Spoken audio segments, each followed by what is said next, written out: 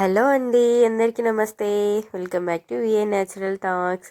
మనకి సమ్మర్ అనగానే mangoes and చింత చిగురు బాగా ఫేమస్ కదా.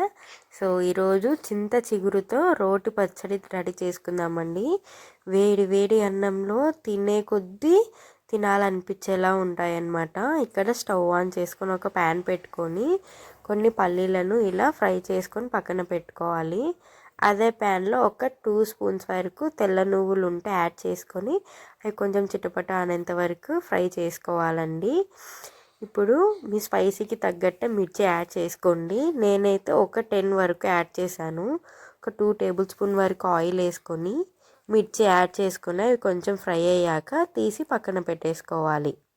అలాగే అదే ఆయిల్లోనే ఒక 1 స్పూన్ వరకు జీలకర్ర యాడ్ చేసుకొని మనము చింత చిగురు ఉంటుంది కదా, ఇది ముందుగానే ఏదన్నా పుల్లలు అందుకుంటే నీట్గా శుభ్రం చేసుకొని ఇలా ఫ్రై చేసుకొని జస్ట్ ఒక 2 మినిట్స్ చాలన్నమాట. ఎక్కువ ఫ్రై చేసుకోవాల్సిన అవసరం లేదండి. ఇలా ఫ్రై అయితే సరిపోతుంది. ఇప్పుడు తీసి పక్కన పెట్టేసుకుందాము. మనం పల్లీలకు పొట్టు తీసుకొని కొంచెం సాల్ట్ వేసుకొని ఇలా దంచుకోవాలి. మీకు రోలు గనక అవైలబుల్లో లేకపోతే మిక్సీలో అయినా వేసుకోవచ్చు. సో నేను రోట్లో వేసి దంచుతున్నాను అనమాట. ఇలా పల్లీలు కొంచెం బాగా మెత్తగా దంచుకున్నాక వేయించి పెట్టుకున్న నువ్వులను కూడా యాడ్ చేసుకొని అవి కూడా దంచుకోవాలి.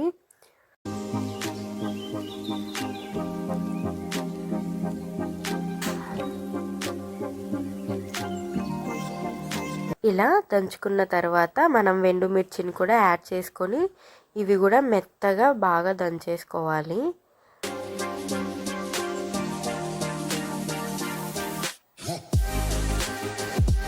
సో ఇవి కూడా బాగా దంచుకున్న తర్వాత మనము 4 వెల్లుల్లి రబ్బల్ని కూడా యాడ్ చేసుకొని ఇవి కూడా మెత్తగా దంచుకోవాలన్నమాట.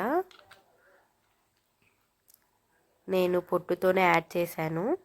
జస్ట్ ఆ చివర్లో ఉంటాయి కదా, అవి కట్ చేసుకొని ఇలా వెల్లుల్ని కూడా దంచేసుకోవాలి. ఇప్పుడు మనం చింత చిగురుని వేసుకొని ఫస్ట్ బాగా మెత్తగా దంచుకొని లైట్గా కొద్ది కొద్దిగా వాటర్ యాడ్ చేసుకుంటూ మనం పచ్చడి అనేది దంచుకోవాలి.